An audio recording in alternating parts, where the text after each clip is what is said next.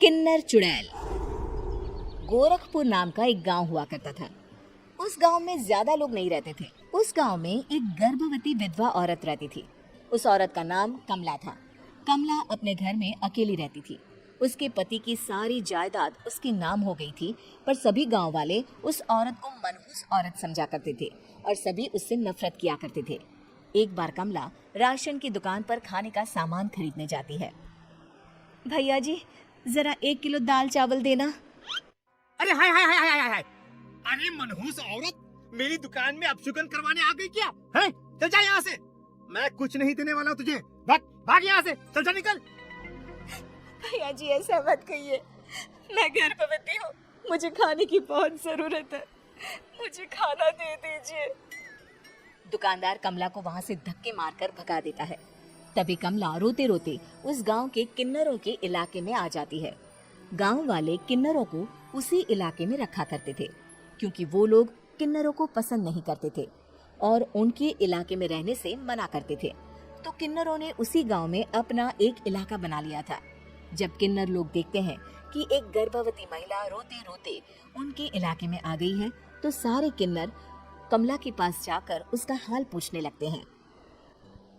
क्या हुआ बहन, तुम्हारी गर्भवती अवस्था में इतनी बुरी हालत कैसे? तुम रो क्यों रही हो? तुम डरो मत, हम तुम्हें कोई नुकसान नहीं पहुंचाएंगे। तुम शांत होकर सब बताओ कि हुआ क्या है। मैं कमला हूँ। मैं गांव के दूसरे इलाके से आई हूँ। 2 महीने पहले ही मेरे पति की मौत हुई है।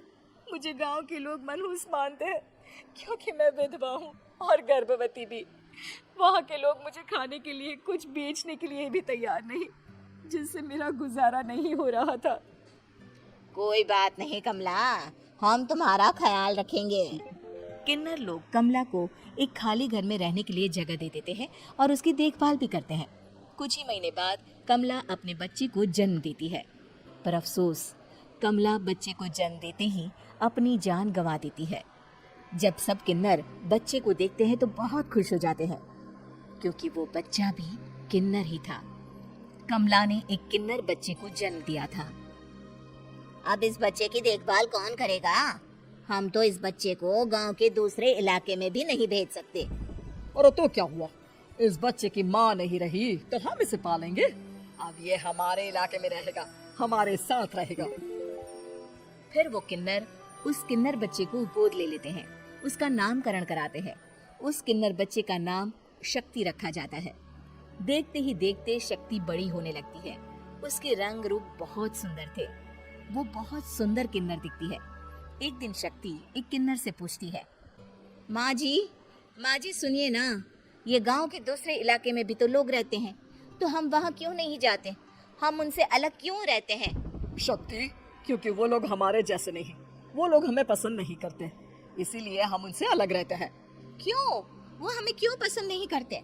मुझे एक बार उस इलाके में जाना है। मैं एक बार वहाँ जाकर घूम कर आऊँ।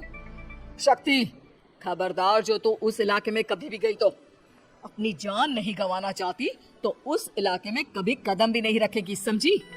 इतना कहकर वो किन्नर वहाँ से चली जाती है। शक्ति उस किन्नर की बात सुनकर बहुत रोती है। माँ जी, ऐसा कैसे कह सकती है? उन्होंने इतनी सी बात के लिए मुझे इतना डांटा। अब तो मैं उस इलाके में जरूर जाऊंगी। फिर एक दिन शक्ति गांव के दूसरे इलाके में चुपके से जाती है। ये लोग तो हमारे जैसे ही इंसान हैं, तो ये हमसे नफरत क्यों करते हैं? जब शक्ति उस इलाके में पहुंचती है तो गांव के सारे आदमी उसके रूप से मोहित हो जाते हैं। वो लोग ये अंदाजा नहीं लगा पाते कि वो किन्नर है। शक्ति की सुंदरता देखकर सारे गांव वाले उसकी तारीफ करने लगते हैं। तभी गांव का चक्कर लगाने गांव के जमींदार का बेटा हर्ष वहां पहुंचता है। हर्ष भी दिखने में बहुत सुंदर होता है। जब हर्ष ने शक्ति को देखा तो वो भी उससे मोहित हो गया, और जब शक्ति की नजर हर्ष पर पड़ी तो वो हर्ष को देखकर मोहित हो गई। आपको पहले कभी इस गांव में देखा नहीं। इस गांव में आप नए हैं क्या? जी नहीं, वो मैं बस। तभी शक्ति बोलते बोलते रुक जाती है और मन में सोचने लगती है, अगर मैंने इनको बता दिया कि मैं दूसरे इलाके से आई हूँ तो वो समझ जाएंगे कि मैं किन्नर हूँ, इसलिए मुझे इनसे झूठ ही बोलना पड़ेगा। शक्ति हर्ष को कहती है, जी हाँ, मैं इस गांव में नई आई हूँ, यहाँ अकेली रहती हूँ। वैसे आप कौन है? आप भी इसी गांव में रहते हैं? जी हाँ, मैं इस गांव के जमींदार का बेटा हूँ। आपको किसी भी चीज की जरूरत पड़े तो आप मुझे बता देना, मुझे अच्छा लगेगा। ऐसे ही शक्ति और हर्ष एक दूसरे से रोज मिलने लगते। वो दोनों अपने प्यार का इजहार करने एक दूसरे से मिलने जाते हैं। तभी शक्ति का पीछा करते करते एक किन्नर वहां आ जाती है। शक्ति, मैं तुमसे बहुत प्यार करता हूँ। मैं तुमसे शादी करना चाहता हूँ। क्या तुम मुझसे शादी करोगी? हाँ हर्ष, मैं तुमसे शादी करूंगी, पर मैं तुमको अपने बारे में एक सच्चाई बताना चाहती हूँ जो मैंने तुमसे छुपा कर रखी है। तभी उनके बीच में ही वो किन्नर आ जाती है। शक्ति, तेरी हिम्मत कैसे हुई ऐसा करने की? वो किन्नर शक्ति को खींचकर गांव के जमींदार के पास ले जाती है। हर्ष भी वहां शक्ति को बचाने के लिए पहुंच जाता है। जमींदार शक्ति और हर्ष के प्यार के बारे में सुनकर गुस्से में आ जाता है और शक्ति को गांव के बाहर निकालने की सजा देता है। शक्ति ये बात सहन नहीं कर पाती और कुएं में कूदकर अपनी जान दे देती है। जमींदार हर्ष की शादी गांव की एक लड़की से करवा देता है, पर हर्ष इस शादी से खुश नहीं होता। शक्ति अपना बदला लेने के लिए मरने के बाद किन्नर चुड़ैल बन जाती है। अब मैं इन गांव वालों को नहीं छोड़ूंगी। अब इनसे मैं अपने प्यार का बदला लूंगी। किन्नर चुड़ैल गांव वालों को परेशान करना शुरू कर देती है। एक बार वो रात को गांव के खेतों में पहुंच जाती है और वहां आग लगा देती है। सारी फसल जल के राख हो जाती है। जब एक आदमी रात को उठकर देखता है कि खेत में आग लग गई है तो वो वहां पहुंच जाता है। वो देखता है कि खेतों के बीचों बीच एक किन्नर चुड़ैल खड़ी है और वहां खड़ी होकर ताली बजा रही है। गांव वाला किन्नर चुड़ैल को देखकर बेहोश हो जाता है। जब सुबह उस आदमी को होश आता है तो वो सीधा जमींदार के पास जाता है। अरे जमींदार साहब, अरे वो किन्नर चुड़ैल ने मेरी सारी फसल जला दी। अब मैं क्या करूंगा? क्या होगा मेरा? जमींदार चुड़ैल किन्नर का नाम सुनते ही सब कुछ समझ जाता है। अब वो बहुत डर जाता है।